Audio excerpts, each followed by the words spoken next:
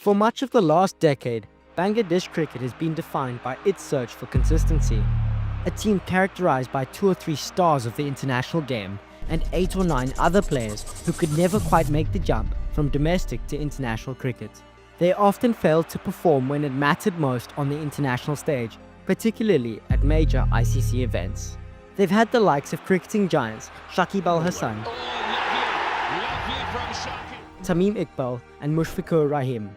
But in one of cricket's most crucial disciplines, fast bowling, Bangladesh rarely had a true specialist, let alone someone who would glean international recognition.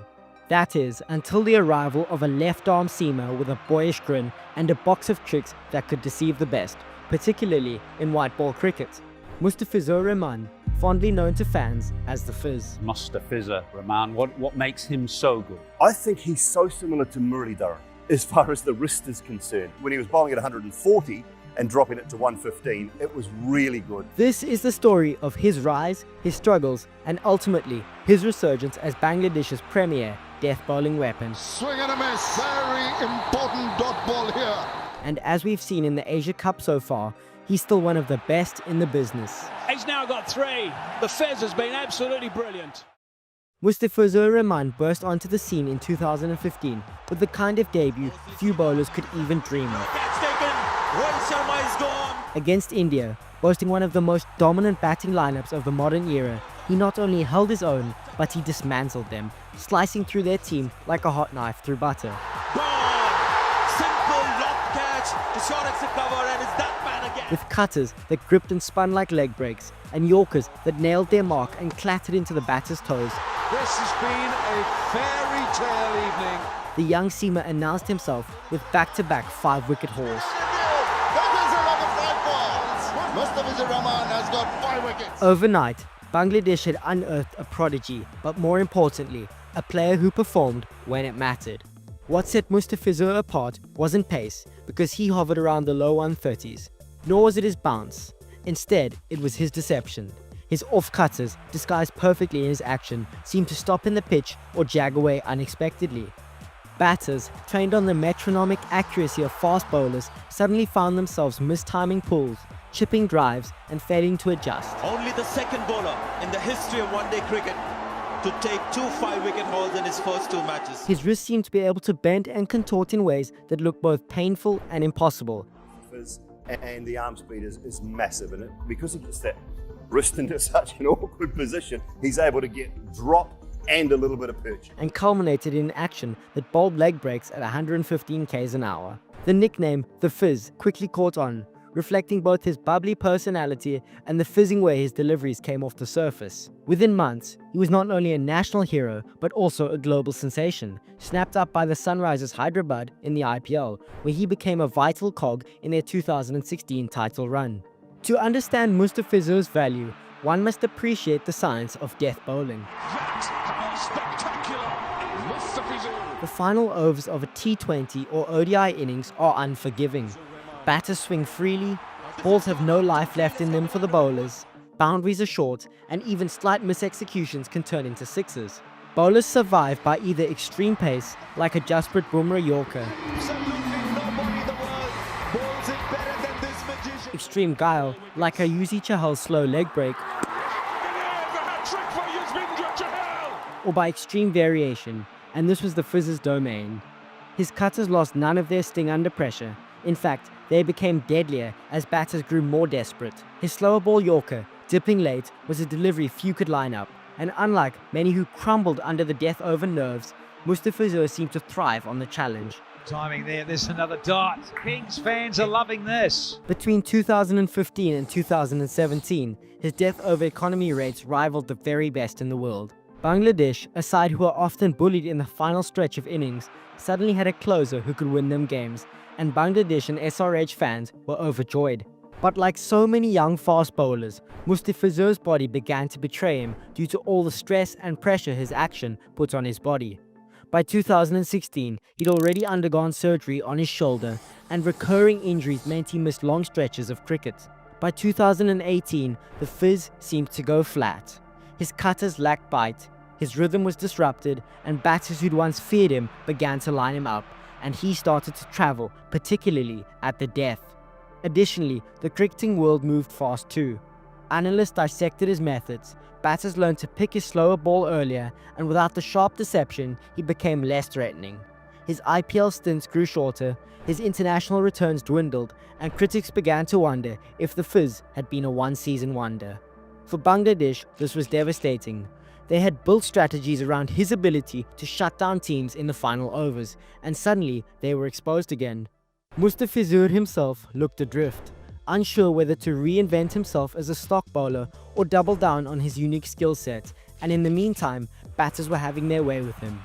What sets apart truly great cricketers is not that they avoid setbacks, but that they adapt. For the pump straight away. He's Mr. 360. This is what he's about. For Mustafizur, this was the turning point, and it came through reinvention. Realizing he could not rely solely on his cutters, he began working on subtle variations of pace, angle, and seam position. He also refined his Yorker, ensuring it could be used both at full throttle and in off-pace disguise. His time in franchise cricket proved invaluable. Playing alongside and against the world's best batters, he was forced to sharpen his accuracy. Additionally, IPL coaches worked on his fitness, improving his durability, and analysts drilled data into his preparation, all of which proved pivotal in producing the second coming of the Fizz. After a lackluster stretch of performances from 2018 to 2021, which saw him fading into obscurity, he began coming back into his own and re-establishing his name. By the early 2020s, a different version of the Fizz began to emerge. He was no longer a wide-eyed teenager baffling India. He was now a seasoned campaigner, still armed with his ripping slower ball, but complemented by a better arsenal of weapons, such as a better stock ball and improved Yorker, which made it much harder for batters to line him up. They have no clue whatsoever. They really cannot figure out how to play Mustafizur Rahman. The resurgence became visible in T20 internationals around 2021 to 2022. In the death overs, Mustafizur's economy dipped again. What a magnificent over from Mustafizur Rahman. He's given just a single run. And his wicket-taking ability resurfaced. Crucially, he seemed to have rediscovered his confidence. Where earlier he had hesitated, now he demanded the ball in the final overs. On sluggish pitches against New Zealand in 2021, Mustafizur dominated, conceding miserly runs and outthinking batters with slower balls. His returns reminded fans of his vintage performances from 2015. His IPL stint with the Delhi Capitals in 2022, while not spectacular numbers-wise, saw him seal several matches, reaffirming his death over utilities. And raises it again. Finally, his late strikes and poise against India in that ODI series in 2022 helped Bangladesh secure surprise victories, underlying his enduring value even in the 50-over format. Bangladesh have done it! Win this match by 5 runs! Each of these performances fed into the narrative that the Fizz wasn't done. He wasn't just surviving, he was reinventing and thriving again. For Bangladesh, this was transformative. In close T20 matches, particularly in World Cup qualifiers and regional tournaments, the Fizz became the difference.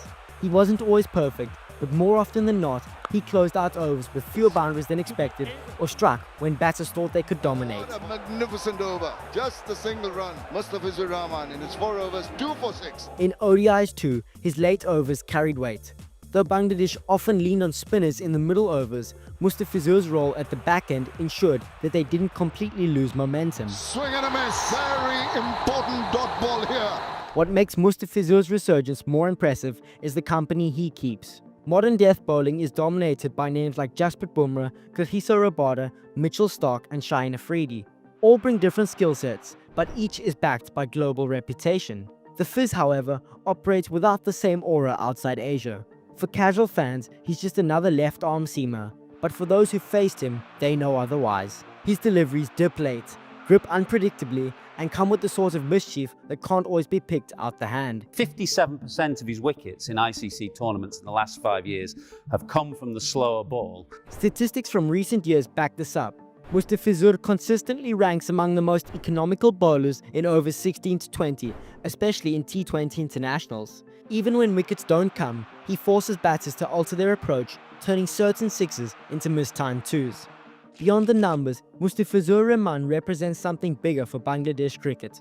For years, the team's reputation was built around a couple batters and all-rounders, but in him, they found a specialist fast bowler, a player who could essentially fill a role that wins modern matches, and it sparked a revolution in Bangladesh, as young cricketers grew up watching him bowl.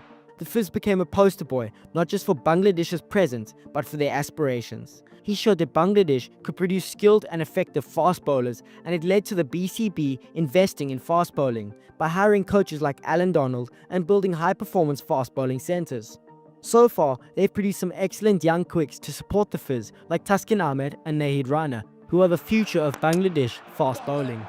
Inside edge onto the stumps. Franchise cricket has been both a blessing and a curse in Mustafizur's story. His early IPL heroics with Sunrisers Hyderabad made him a star overnight. The Emerging Player Award, Mustafizur Rahman. But it also gave teams more footage of him and the ability to analyze him, which alongside injuries contributed to his struggles in the period of 2018 to 2021. In recent seasons, he's popped up not just in the IPL, but also in leagues like the BPL, CPL and the 100. Each stint provided opportunities to refine his craft and to learn new tricks. The melting pot of experience helped shape the second version of the Fizz we see dominating the Asia Cup, wiser, steadier and harder to predict at the death. That's out! At 30, Mustafizur Rahman is no longer the fresh-faced prodigy, but nor is he a fading star. He sits in the sweet spot of experience, where he's still young enough to play several more years at the top level. For Bangladesh, his presence in upcoming T20 World Cups and ODI tournaments will be critical, like the value he showcased at the Asia Cup. The challenge now is twofold: fitness management and evolution. Death bowling is a brutal art.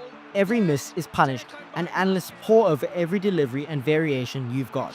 That's another one. Bangladesh closing in on a win. Mustafizur Rahman, what makes him so good? I think he's so similar to Muralidharan as far as the wrist is concerned. When he was bowling at 140 and dropping it to 115, it was really good. For the Fizz to remain effective, he will need to keep innovating, adding new slow ball variations, sharpening his Yorker, and mastering the wide line delivery to counter modern-day power hitters. If he can do that, he could easily carry on as Bangladesh's ultimate closer well into his mid-30s and cap out a career as the best to ever do it for Bangladesh in the bowling department.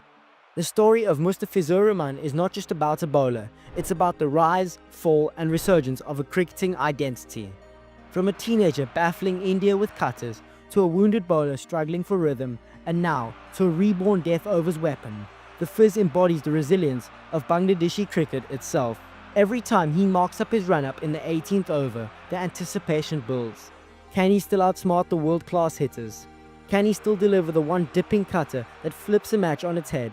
For Bangladesh fans, the answer more often than not in recent years has been yes. And so, as the game evolves and death bowling grows harder than ever, the resurgence of the Fizz stands as one of the most compelling cricket tales of the modern era. The Fizz is back, and Bangladesh finally has its death bowling weapon sharpened once more. That's out! He's now got 3. The Fizz has been absolutely brilliant. And it could see them finally live up to their potential on the global stage.